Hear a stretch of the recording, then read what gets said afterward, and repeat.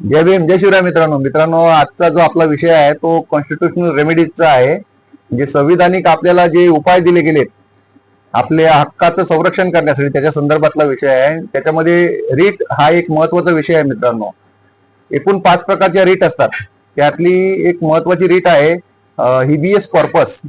आता मित्रांनो, ही रीट कशा संदर्भात आहे तर ही रीट एखाद्या व्यक्तीला जर बेकायदेशीरित्या अटक केली असेल पोलीस प्रशासनाने किंवा कोणत्याही संस्थेने आणि त्याला ताब्यात ठेवलं असेल तर अशा वेळी त्याच्या नातेवाईकांकडून ही रीट याचिका हायकोर्टामध्ये आणि सुप्रीम कोर्टामध्ये दाखल केली जाते.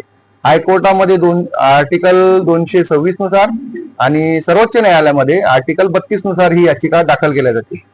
ज्यावेळी ही याचिका दाखल केली जाते मित्रांनो, त्यावेळी जे कोर्ट आहे ते कोर्ट त्या सदर व्यक्तीला कोर्टासमोर हाजीर करण्याचे आदेश प्रशासनाला पोलीस यंत्रणेला देते.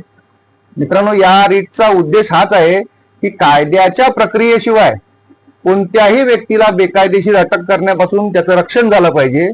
जर कायद्याची प्रक्रिया योग्य वापरलीच नाहीये तर अशा वेळी कोणत्याही व्यक्तीला अटक करण्याचा बेकायदेशीरच्या ताब्यात ठेवू शकत नाही, कोणी ठेवू नाही शकत. त्याच्यामुळे लोकांच्या संरक्षणासाठी, लोकांच्या हक्काच्या संरक्षणासाठी ही रीट याचिका अत्यंत महत्वाची आहे.